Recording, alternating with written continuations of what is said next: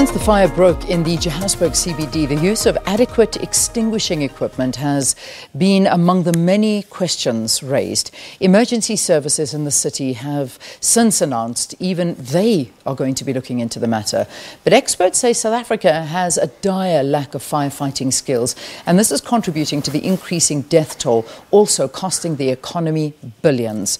Graeme Hosken is a journalist at Times Live. He's been on top of this research and reporting on fires. He joins us now from our Pretoria studios. Graeme, thanks so much for joining us and welcome to Morning Live. Good morning, welcome. So, Graeme, in terms of fires in South Africa, I mean, we see them, we report on them, but how bad are fires in South Africa generally?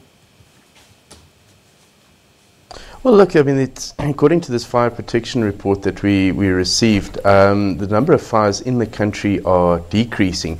But the issue is the number of deaths that are rising and the value of the damage that is being caused. I mean, in 2016, there was about just over 3 billion rands worth of damage, or the cost to the economy was just over 3 billion rand, which was up from 1.6 billion in 2007.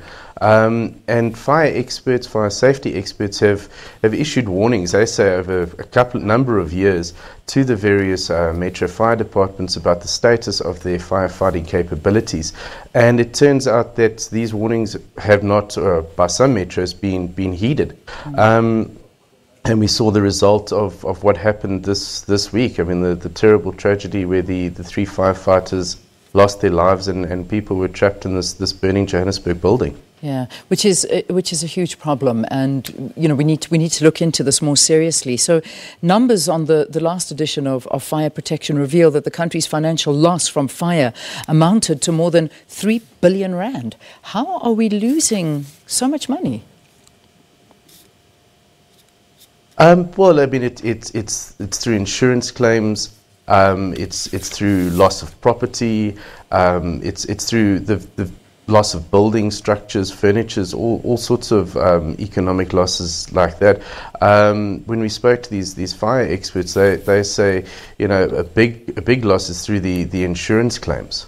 Yeah, and that is certainly a big loss. And I mean, if you think of the wild veld fires as well, and those fires raging in the Western Cape, you know, these are very, very absolutely major events that take place and destroy lots of property. And I can imagine that's one of the top priorities as well, and a big focus group is moving more to the Western Cape as opposed to other provinces. Or is that just sort of a theory? I think that's a bit of a theory. I mean, the fires happen everywhere, and if you look at the extent of the fires that are happening, I mean, Johannesburg had, if you look at all the metros, Johannesburg had the lowest amount of or number of fires compared to, say, the Western Cape, compared to Durban, and compared to Tshwane. But I mean, they've had the most number of deaths. And what has been warned by fire experts is that the capabilities of Johannesburg Metro have dwindled to virtually nothing. I mean, they don't have ladders long enough to reach the top of the buildings, or to get firefighters to heights that need to be obtained so they could fight these fires, so they can enter these buildings. And we saw it this Wednesday. They don't have enough vehicles. They don't have ladders that are long enough. I mean, the longest ladder in Johannesburg is 36 meters. I mean, if you look at the average height of the buildings in Johannesburg, they're 45, 50 meters plus. There's also let's go back to the incident that happened on Wednesday, and there are a lot of unanswered questions, you know, in terms of what may have gone wrong, how these 3 firefighters died. And I mean, we're talking about, did they walk into a building with their fire hose that had enough water in it to protect them? Did they have their masks on? Did they have radio connectivity to those that were down below? Did they have spare ventilation? Because they did obviously have to run up 24 flights of stairs, or how many flights of stairs. There are a lot of questions, but you know, from your investigations, from looking into it, do you think our firefighters, emergency services, are adequately trained and equipped to deal with these kind of situations? Look, I think the training that they got, I mean, there's three different levels of the basic training. You get firefighting 1, firefighting 2, and then you get the hazmat training. So at the moment, there's a lot of unanswered questions, as you rightly pointed out. You know, did they have the right equipment? Did they have enough equipment? Were there enough firefighters on the scene in the first place? And what we're learning is that there weren't enough firefighters on the scene in the first place because there weren't enough vehicles to get them to the scene.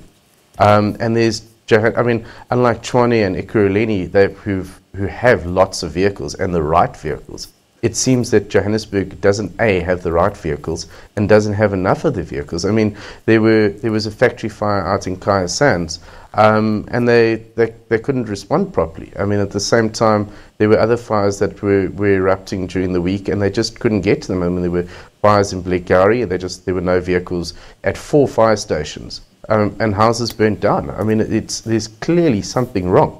Something terribly wrong is going on, and people are losing their lives. Yeah, and this is a rude awakening, and a very scary and sad awakening, because, you know, had these things been in place, and, you know, I know I've been to these fire stations. You know, there's a little trend where sometimes you go to kiddies parties at these fire stations, and I mean, I think it was at the Sandton fire station, and there was a party there, and there was a fire that was happening, and one of the engines had to go, and there was another one that was left there, but this was broken down.